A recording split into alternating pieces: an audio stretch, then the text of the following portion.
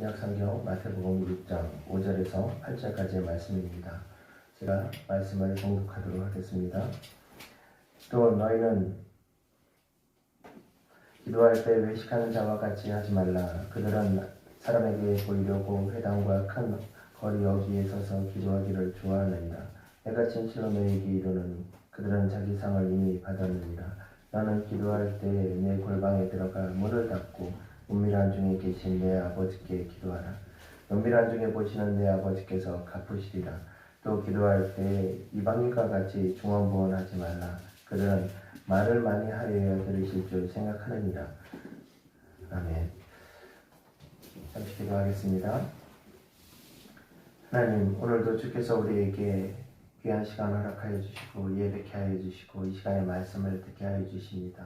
하나님, 우리가 세상의 지혜와 세상의 능력 그대로 살아가지 않게 해주시고 오직 주께서 우리에게 허락하여 주신 말씀과 은혜로 사랑하는 진정한 주의 자녀, 주의 백성이 되어지길 원합니다. 하나님, 하나님의 지혜를 우리에게 허락하여 주시옵소서. 주의 뜻을 우리에게 알려주시옵소서. 우리가 그 뜻대로 살기를 원하오니 주께서 함께해 주시옵소서. 감사드리며 예수님 이름으로 기도드립니다. 아멘. 할렐루야. 사랑하는 성도 여러분, 주의 이름으로 축복하고 또한 주의 이름으로 환영합니다. 우리 좌우에 있는 분들에게 사랑합니다. 또 내 옆에 앉아주셔서 함께 동역해 주셔서 함께 공동체로 이루어서 예배를 같이 드릴 수 있어서 감사합니다라는 마음으로 우리 사랑합니다. 감사합니다. 이렇게 인사 나눴으면 좋겠습니다. 사랑합니다. 감사합니다. 네, 축복합니다. 네, 감사합니다. 우리가 늘 대한민국을 위해서 우리나라를 위해서 기도하는 것은 너무나 당연한 일이라고 생각합니다. 그것은 대한민국이 우리나라가 평안하고 잘 살아야지 우리가 신앙생활 하는데도 유익하고 우리가 역사적으로 보면 우리 민족이 힘들었을 때 그 민족이 힘들었을 외세 때문에 전쟁을 하거나 이렇게 어려웠을 때 가장 어렵고 힘든 사람은 일반 백성들이었고 가장 연약한 사람들이 더 힘들었던 것을 우리가 알고 있습니다. 그렇게 돌아볼 때 대한민국은 참 많이 성장했고 대단한 나라가 되었고 우리가 우리 스스로를 느끼지 못할 정도로 우리에게 대우를 우리가 어느 정도 위치라는 것을 깨닫지 못할 정도로 우리는 높은 자리에 이미 올라와 있습니다. 어떤 글을 읽었는데 대한민국 여권이 대단한 위력을 발휘한다는 이야기를 하더라고요. 그래서 무슨 내용인가 했는데 대한민국 여권을 갖고 있으면 무비자로 들어갈 수 있는 나라가 세계 전 세계 국가 중에서 거의 대부분의 나라들을 그렇게 갈 수 있습니다. 우리가 흔히 저 나라는 우리보다 좀 잘 사는 나라라고 생각하는 그 나라들조차도 외국에 들어갈 때는 비자를 미리 받아야지 들어갈 수 있는 나라들이 있는가 반면에 대한민국 여권은 그렇지 않다라는 거죠. 그만큼 우리나라 위상이 놀랍도록 커진 것 아니겠습니까? 그 가운데 또 기뻐할 것이 이것을 아주 마냥 기뻐할 것은 아니겠지만 대한민국의 여러 가지 K-시리즈로 해서 대한민국이 세계적으로 잘하는 것들 이런 부분에서 K-팝이나 K-드라마나 K-컬처 문화 아니면 음식 요즘은 무기 전쟁에 싸우는 무기들이 전 세계를 지킨다라고 이야기할 정도로 우리가 만든 무기로 전 세계 평화를 유지한다라고 이야기할 정도로 아주 많은 실적도 그런 일들이 있는 것을 뉴스나 여러 가지 매체를 통해서 잘 알고 계실 거라고 생각되어집니다. 왜 우리나라 무기가 이렇게 유명해졌습니까? 어쩔 수 없이 우리가 북한과 대치하다 보니까 더 좋은 무기, 더 강력한 것들을 가지고 있어야지 우리가 전쟁을 하지 않고 버틸 수 있고 이길 수 있기 때문에 그런 것 아니겠습니까? 그래서 이번 러시아하고 우크라이나 전쟁을 통해서 한국산 무기들이 세계적으로 더 각광을 받고 있는 상황입니다. 대단히 참 아이러니한 부분이죠. 우리가 이 전쟁 속에서 또 우리가 북한과 대치하는 이 상황 속에서 오히려 세계 평화를 유지한다는 것이 참 아이러니한 부분이긴 하지만 어찌되었든 간에 우리 국력이 그만큼 신장되었다는 것은 긍정적으로 봐야 될 것 같습니다. 제가 왜 이렇게 무기에 대해서 말씀을 드리냐면 이 무기가 좋은 무기를 갖고 있을 때 전쟁을 하지 않고도 이길 수 있습니다. 왜냐하면 상대방이 우리를 북한이 우리를 공격하려고 할 때 우리가 너무나 강력한 무기를 갖고 있으면 당연히 전쟁을 쉽게 도발하지 못하겠지요. 그렇기 때문에 무기는 그런 면에서 우리에게 필요하다는 것을 알고 있습니다. 그러면 우리가 이 땅을 살아가는 데 있어서 그리스도인이 갖고 있는 무기는 무엇입니까? 여러분들이 예수 믿는 사람으로서 가지고 있는 무기는 어떤 무기를 가지고 있습니까? 또 하나님께서 이 땅에 있는 그리스도인들에게 주시는 가장 강력한 무기는 무엇일까라는 생각을 하게 되어집니다. 우리가 이 세상이 사단과 전쟁하는 것이다, 사단과 싸우는 것이다, 영적 전쟁터라고 이야기하는데 우리는 어떤 무기를 가지고 있습니까? 그것이 기도입니다. 물론 말씀도 우리에게 주시는 무기가 되어지지만 말씀은 우리가 하나님을 알아가는 지혜, 지식인 반면 기도는 하나님과 교제하며 우리가 이 땅에서 승리할 수 있는 도구가 되어진다는 것을 우리가 잘 알고 있습니다. 그런데 무기를 주어졌을 때 그 무기를 잘 사용할 수 있는 방법을 알아야 되지 않겠습니까? 어떻게 사용하면 그 무기가 적절한 것인지 아는 것, 그것 또한 좋은 무기를 갖는 것 이상으로 중요한 부분이라고 생각되어집니다. 그래서 오늘 이 마태복음 6장 5절에서 8절까지의 말씀을 읽었는데 이 말씀 속에서 기도라는 무기는 이렇게 쓰면 안 되고 기도라는 무기는 이렇게 쓰면 된다라는 부분들에 대해서 말씀하고 있습니다. 그래서 그런 부분들에서 짧은 시간이지만 간단하게 보려고 합니다. 5절을 보면 외식하는 자들이라는 표현이 나오고 있습니다. 이 외식하는 자들이라는 것이 어떤 것입니까? 이 외식하는 기도를 하지 말라라는 얘기죠. 주일학교에서 우스갯소리로 외식하는 거 하면 바깥에서 밥 먹는 거라고 생각하는 친구들도 있는데 우리가 외식한다라는 것이 무엇인지를 잘 알고 있지 않습니까?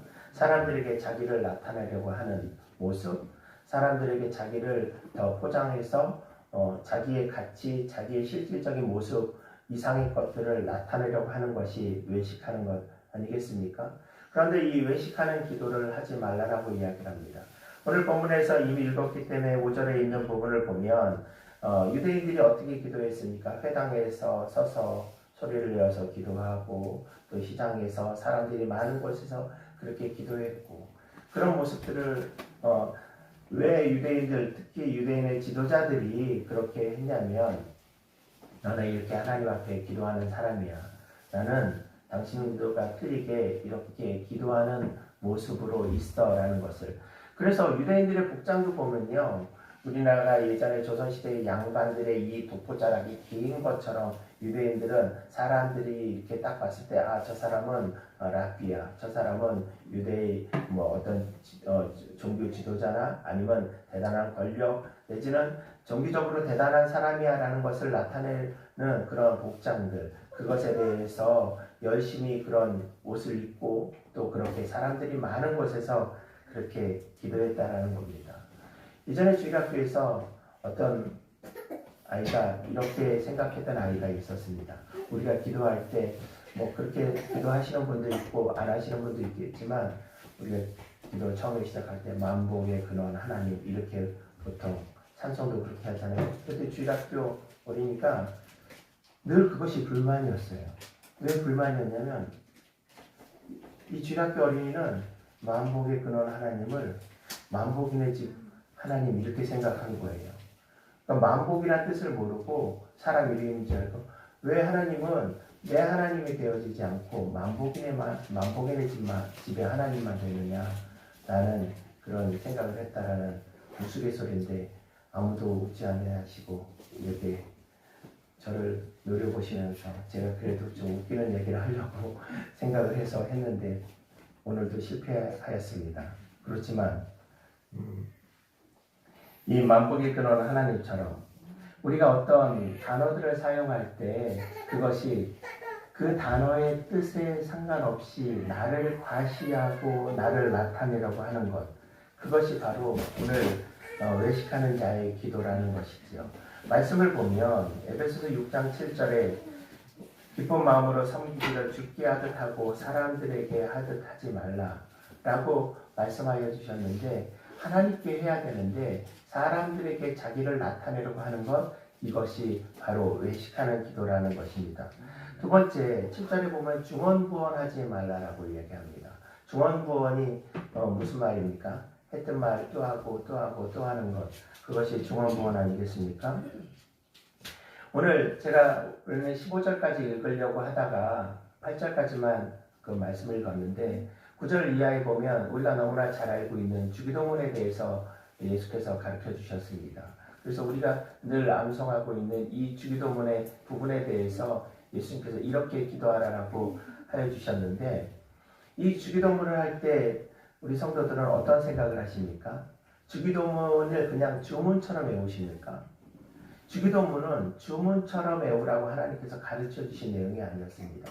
제가 왜 이렇게 말씀을 드리냐면, 오늘 본문에는 그렇게 나와 있지 않지만 다른 그 본문에 보면은 제자들이 예수님께 주님 우리도 어떻게 기도해야 되는지 알려주십시오라고 그렇게 질문을 합니다. 이 얘기가 무슨 얘기냐면, 그 당시에 여러 종교 지도자들, 예수님도 그들의 입장에서 보면 종교 지도자 아닙니까? 우리가 잘 알고 있는 요한이나 세례 요한 같은 이런 사람들이 기도문을 가르쳐 주었습니다. 당신들은 이렇게 기도하라고 해서 여러 스승들이, 랍비들이 기도는 이렇게 하는 거야 라면서 기도문을 만들어 줬거든요. 제자들의 이야기는 바로 그겁니다. 다른 선생님들은 이렇게 기도문을 가르쳐 주는데, 주님 우리도 기도문을 좀 가르쳐 주세요. 그래서 그 기도문대로 그렇게 기도문처럼 하기를 원합니다 라는 의미에서 예수님께 그런 질문을 했던 겁니다. 그때 예수님께서 이 주기도문을 우리에게 가르쳐 주셨던 부분이었는데, 그러면 그 유대인들이 생각했던 것처럼 그냥 반복적으로 습관처럼 그렇게 하려고 주기도문을 예수님께서 가르쳐 주셨냐라는 거죠. 이슬람 사람들이 하루에 5번씩 사우디에 있는 메카를 향해서 기도를 합니다.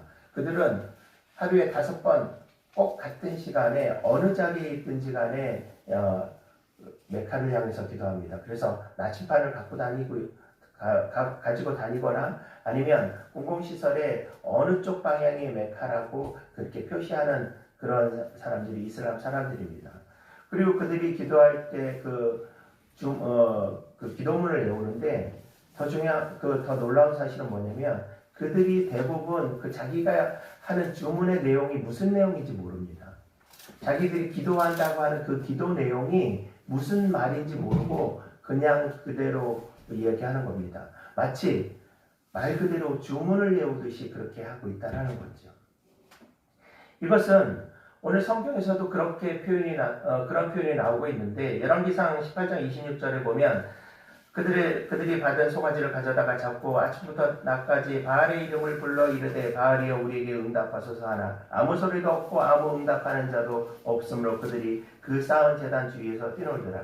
이 장면이 어떤 장면이냐면, 엘리야가 갈멜산에서 바알 신을 섬기는 450명과 아세라 신을 섬기는 그 사제들 400명을 상대로 그들과 함께 그 기도의 전쟁을 벌였던 그 장면에서 나온 이야기입니다. 여기서 보면 바알의 이름을 불러 이르되라고 할 때 바알의 이름을 부르는 그들이 기도한 그것을 표현한 것인데, 그들의 기도가 이렇게 아무 의미 없이 우리가 생각할 때는 우리가 기도하는 것처럼 하나님 이렇게 해주세요라고 아니면 이렇게 해야 되지 않습니까? 라는 그 기도문이 아닌 그냥 주문을 외우듯이 계속 습관적으로 반복적으로 그 뜻을 모르고 했다라는 겁니다. 이것이 바로 중언부언입니다. 했던 기도를 또 하는 것에 대해서 잘못됐다라고 말씀드리는 것이 아닙니다. 그것을 하지 말라는 것이 아닙니다.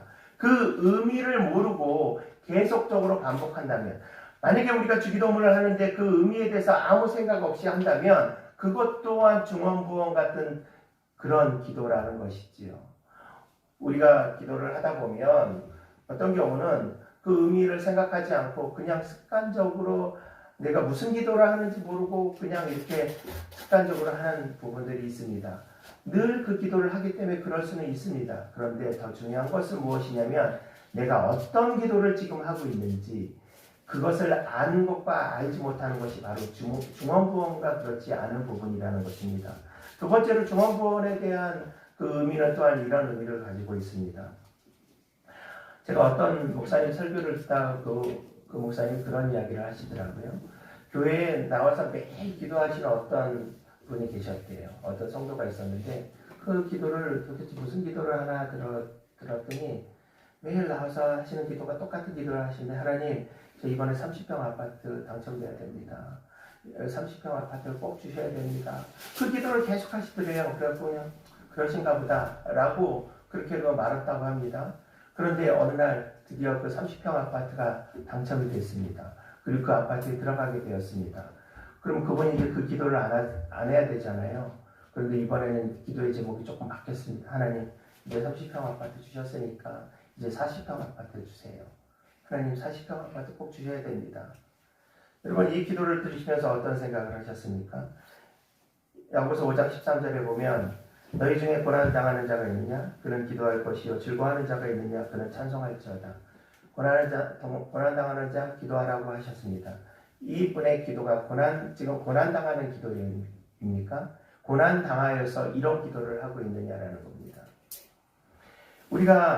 제가 우리 성도들에게 누누이 여러 번 말씀을 드렸죠. 여러분 개인 삶을 위해서 기도하셔야 됩니다. 건강을 위해서, 물질을 위해서, 또 자녀의 교육이나 직장이나 자녀들의 결혼하는 문제, 여러 가지 문제를 놓고 하나님 앞에 기도해야 됩니다. 라고 말씀을 드렸습니다. 그런데 오늘 이 중언부언의 기도의 내용들을 보면 그런 기도, 자기의 욕심을 위해서, 자기의 삶을 위해서 기도하는 이 부분이 잘못되었다라고 말씀을 하시는 것 아닙니까? 그러면 제가 지금까지 여러분들에게 우리 성도들에게 말씀드렸던 그 기도의 내용들은 잘못된 것을 가르쳐 준 것이었습니까? 제가 잘못된 기도를 하라고 여러분들에게 그렇게 말씀드렸습니까? 이거는 기준이 있습니다. 어떤 기준이냐면 그 기도가 나만을 위한 기도인지 아니면 하나님의 나라를 위해서 내가 쓰임받기를 위한 기도인지라는 그 기준의 차이가 있다라는 겁니다. 30평 아파트를 위해서 기도하는 것? 그거 잘못된 거 아닙니다. 그렇게 기도하십시오. 하나님, 우리 가정 경제가 더 나아지길 원합니다. 그렇게 기도하십시오. 그거 너무나 당연한 겁니다. 누구한테 기도할 겁니까? 누구한테 의지할 겁니까? 그렇기 때문에 그렇게 해야 되죠. 그런데 이 세상을 살기 위해서 하나님 나만 호의호식하기 위해서 그렇게 기도하는 것. 하나님과는 전혀 상관없이 그냥 하나님은 내 기도를 들어주시는 그런 분, 내 기도만을 응답해 주시는 마술램프, 요술램프처럼 그렇게 내 기도만 들어주시는 분입니다 라고 생각하고 하는 그 기도가 바로 중언부언하는 기도라는 것입니다. 그것을 하나님께서 하지 말라라고 하십니다. 또 6절에 보면 골방에 가서 기도하라고 말씀하여 주십니다. 골방, 창고, 이 골방의 그 의미가 원래 원어적인 의미도 창고 내지는 음식 저장하는 곳 이런 의미를 갖고 있습니다. 왜 음식 저장하는 곳이냐면 당시에 이스라엘 백성들 유대인들이 로마의 속국 아니었습니까? 그렇기 때문에 늘 이 식량을 뺏길 수 있는 상황들이 많이 발생했습니다. 로마 군인이라서 자기 것 강탈해 가는데 어떻게 할 겁니까? 그러면 자기는 굶어 죽어야 되잖아요. 그래서 유대인들이 아주 은밀한 곳, 사람들이 알지 못하는 곳, 자기도 거의 들어가지 않고 필요할 때만 잠깐 들어가는 곳, 이것이 사실 골방의 의미입니다. 이 골방, 결국은 아무도 들어가지 않는 나만의 장소, 사람들이 없는 그곳에 가서 기도하라는 것을 말씀하고 있지 않습니까? 마가복음 6장 14장 38절에 보면 시험에 들지 않게 깨어있어 기도하라. 마음에는 원이로되 욕심이 약하도다 하시고 이 부분과 같이 연관되어져 있는 말씀인데 골방에서 기도하라는 것은 집중적으로 기도하라는 의미를 갖고 있습니다. 집중하라는 얘기입니다. 기도할 때 딴 생각하지 말라는 얘기죠. 그렇기 때문에 골방 아무도 없는 그곳에 가서 하나님을 만난 하나님과 독대해서 하나님과 절실하게 만나는 시간을 가지라는 겁니다. 마가복음 14장 38절 읽었던 그 말씀은 무엇입니까? 예수님께서 마지막에 겟세마네 동산에서 십자가에서 잡히시기 전날 밤에 제자들과 함께 기도하는데 제자들에게 내가 이렇게 기도하니까 너희도 여기서 이렇게 기도하라고 말씀하셨을 때 제자들이 열심히 기도했습니까? 제자들은 내일 당장 예수님께서 십자가에서 죽으실 것조차도 몰랐지만 그렇지 않아도 제자들은 기도해야 되지만 제자들이 그 늦은 시간, 이 새벽된 시간에 자기 육신적으로 찾아오는 잠을 이기지 못하고 졸았습니다. 어떻게 보면 제자들의 그 형편을 좀 이해할 수 있습니다. 제자들은 예수님과 같이 늘 동행하면서 예수님이 성경에 곳곳에 그렇게 표현되어 있지만 아침부터 저녁까지 밥 먹을 시간 겨를도 없을 정도로 병자와 또 가난하고 연약하고 힘든 사람들을 돌보고 그렇게 하루 일과가 그렇게 되었습니다.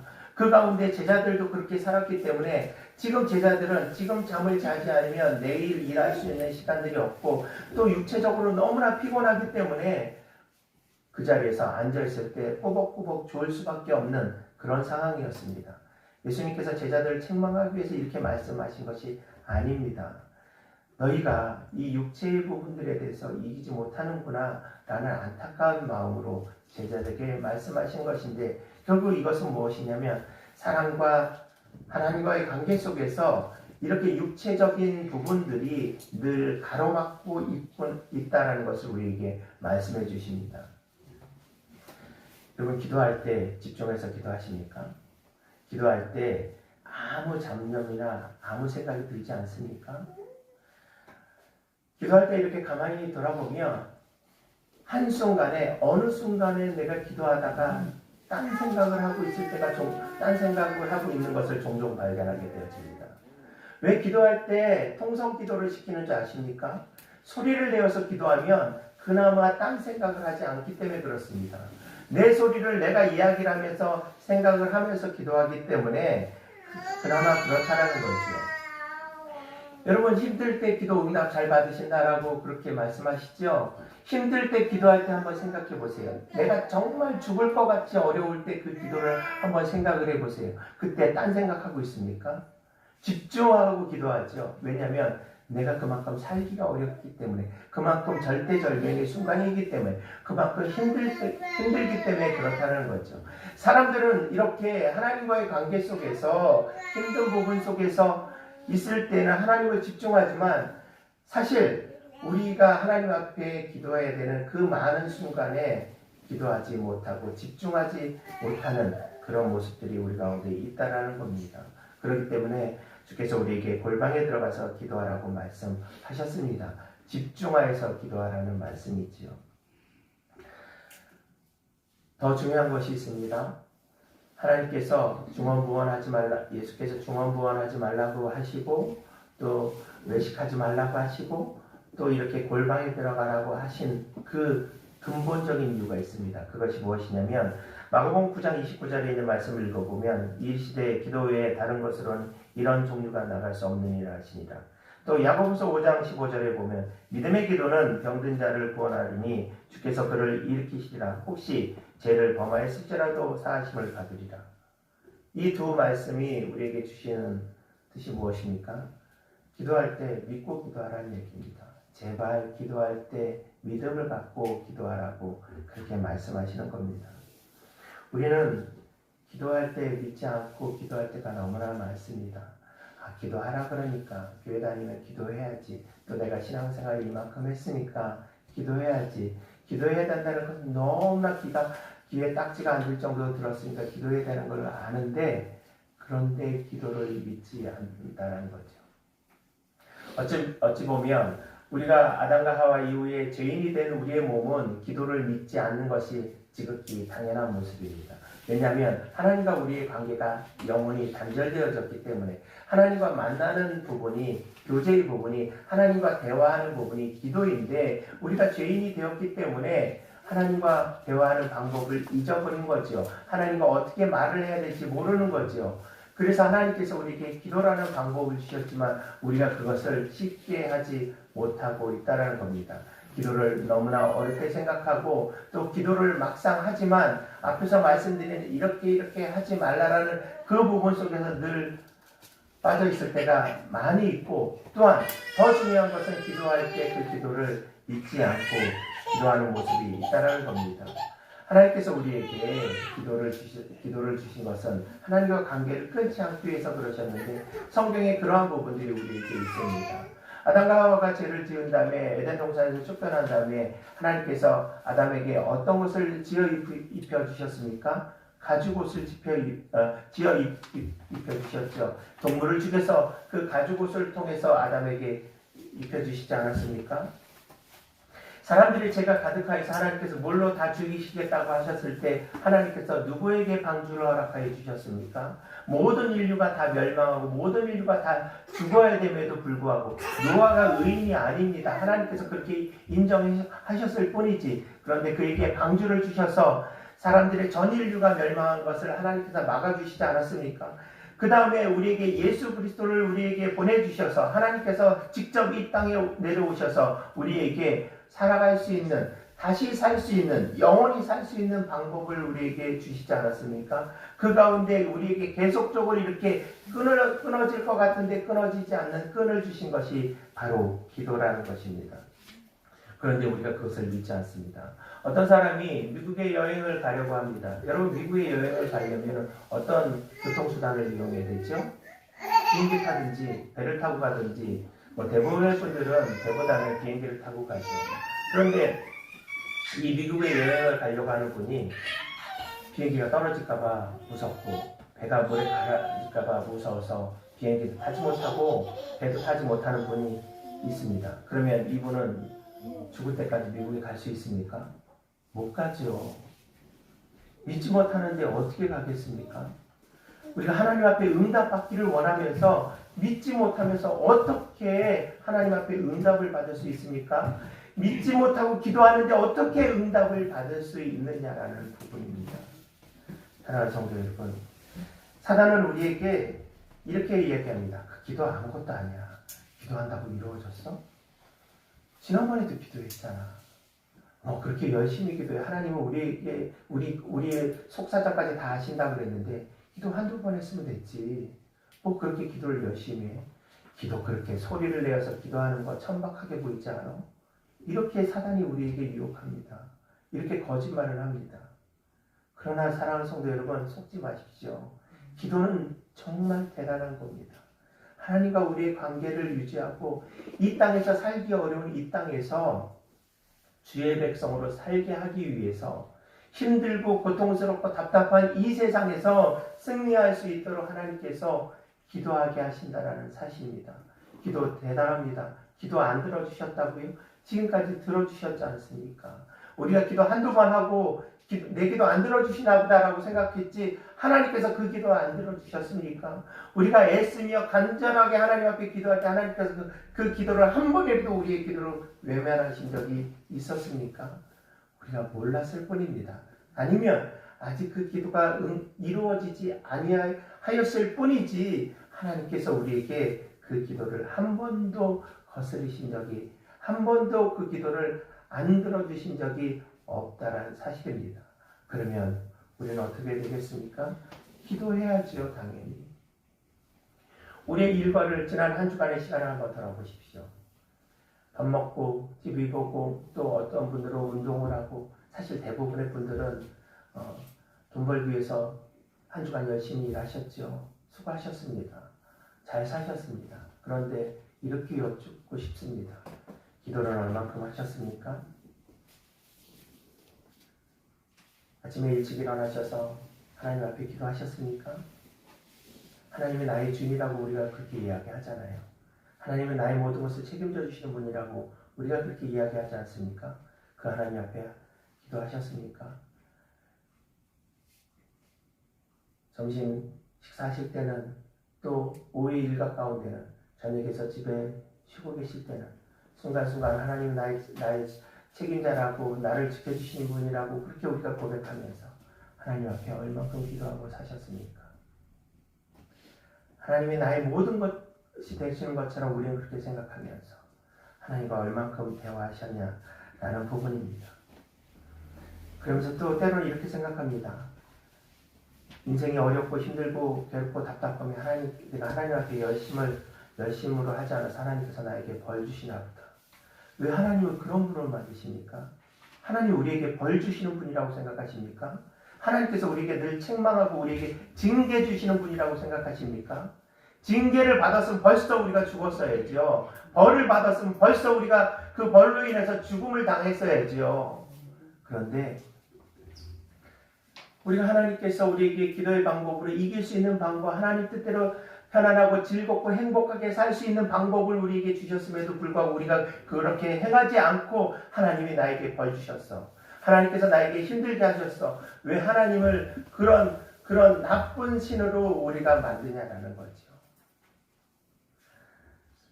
사랑하는 성도 여러분, 제가 이렇게 말씀드려서 혹 마음에 불편한 분이 계십니까?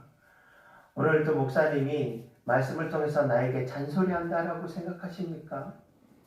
이것은 우리 성도들에게도 드려지는 말씀이지만 오늘 하나님께서 저에게 하시는 말씀이기도 합니다. 사랑하는 성도 여러분, 마음의 불편함 갖지 않으시길 바랍니다.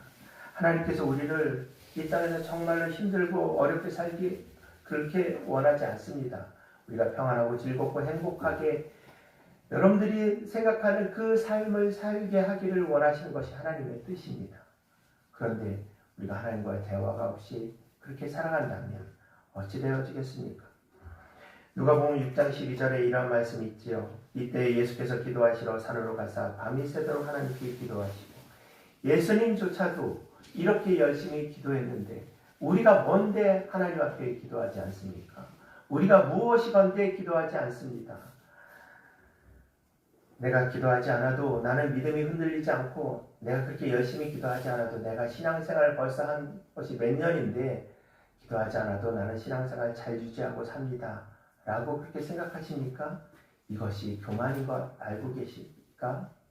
예수님도 그렇게 기도하셨습니다.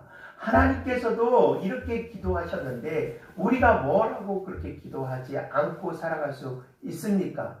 그런데 더 중요한 것은 하나님께서 우리가 잘 살기 위해서 기도하기를 원하시는데, 우리가 이 땅에서 승리하고 이 땅에서 행복하게 살기 위해서 기도하라고 하시는 겁니다. 그 말씀이 예레미야 29장 12절에 보면, 너희가 내게 부르짖으라, 내게 와서 기도하면 내가 너희들의 기도를 들을 것이요 라고 하나님께서 우리에게 말씀하여 주십니다. 사랑하는 성도 여러분, 이번 한 주도 여러분 삶 속에서 기쁘게 사시는 분도 있고 또 원치 않지만 힘들고 어려운 일이 당할 수도 있습니다. 중요한 것은 무엇이냐면 기쁠 때 기도하고, 슬플 때 기도하고, 감사할 때 기도하고, 어려울 때 기도하고, 오직 하나님이 오늘 나와 함께 하심을, 우리와 함께 하심을 기억하며 살아가는 우리 모든 성도들 되어지기를 간절히 소망합니다. 하나님 앞에 필요 없는 사람이 있습니까? 하나님께서 하찮게 보는 사람이 있습니까? 하나님께서 귀하게 여기시고 하나님께서 너무나 소중하게 여기시는 주의 아들, 주의 딸입니다.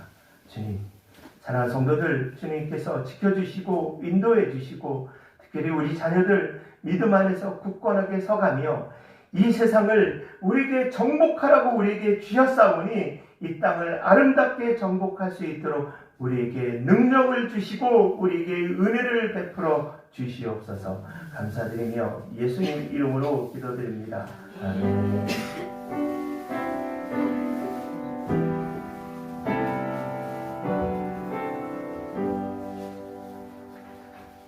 하고 말씀드리겠습니다. 11월 한 달도 인도해 주신 하나님께 영광을 돌립니다. 벌써 11월의 마지막 주가 되었습니다. 이제 달력이 다음 주면 한 장만 남게 되어지는데 지금까지 잘 사셨습니까? 수고하셨습니다. 정말 격려하고 축복합니다. 하나님 앞에서 아름다운 그런 삶을 살아가는 우리 모든 성도들 되어지기를 소망합니다. 기도해 주셔서 지난 한 주간 기도원에 잘 다녀왔습니다. 내년도 계획에 대한 여러 가지 구상을 하게 되었고 또 주께서 주시는 주께서 은혜를 베풀어 주시기 위해서 그렇게 기도하고 돌아왔습니다. 기도해 주시고 관심 가져주신 모든 성도 여러분 감사합니다. 예결산위원회 모임이 12월 11일 둘째 주 주일날 예배 후에 있겠습니다. 올해는 예결산위원회 당에서 결의한 것이 예결산위원회 모든 재직들이 다 참여하기로 했습니다. 의무적으로 참여하시길 바랍니다. 왜냐하면 장로님들 두 분께서 지금까지 여러 무거운 짐들을 지시고 지금까지 이렇게 오셨는데 이제 우리 재직들이 그 짐들을 좀 나누어 가는 것이 맞다라고 생각을 합니다. 무슨 예결산위원회에 참석한다고 해서 무슨 대단한 짐을 짓는 건 아닙니다. 여러분들이 그만큼 관심을 갖고 또 기도하고 그런 모습이 있었으면 좋겠다는 의미에서 그런 것이니 둘째 주 예배 후에 꼭 참여해 주셨으면 좋겠습니다. 다른 광고 사항은 주보를 참조해 주시고 달력이 나왔는데 다음 주에 나눠드리도록 하겠습니다. 다음 주부터 나눠드리도록 하겠습니다. 이유는 다음 주에 제가 좀 설명을 하도록 하고 그렇게 하셨으면 좋겠습니다. 우리 일어나셔서 찬송가 635장 찬송 드리고 축도로서 모든 일을 마치도록 하겠습니다.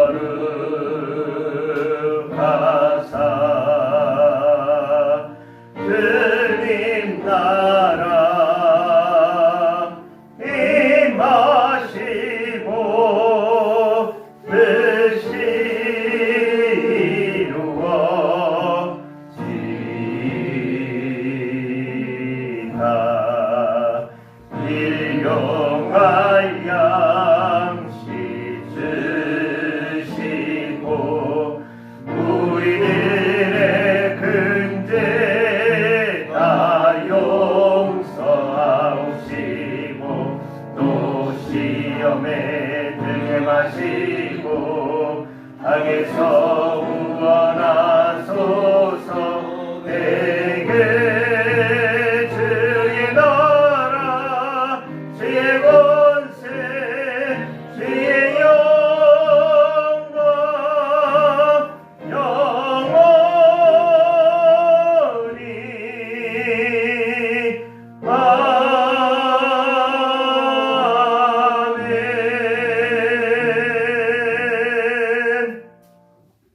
축도하겠습니다. 지금은 우리 구주 예수 그리스도의 은혜와 하나님 아버지의 그 크신 사랑과 성령 하나님의 감화, 감동, 교통, 역사 인도해 주심이 주께서 우리에게 허락하신 특권 그 기도를 하며 이 땅에서 승리하는 자녀로 살아가기로 다짐하는 모든 성도들 머리머리 위에 지금부터 영원토록 함께 있을지어다. 아멘.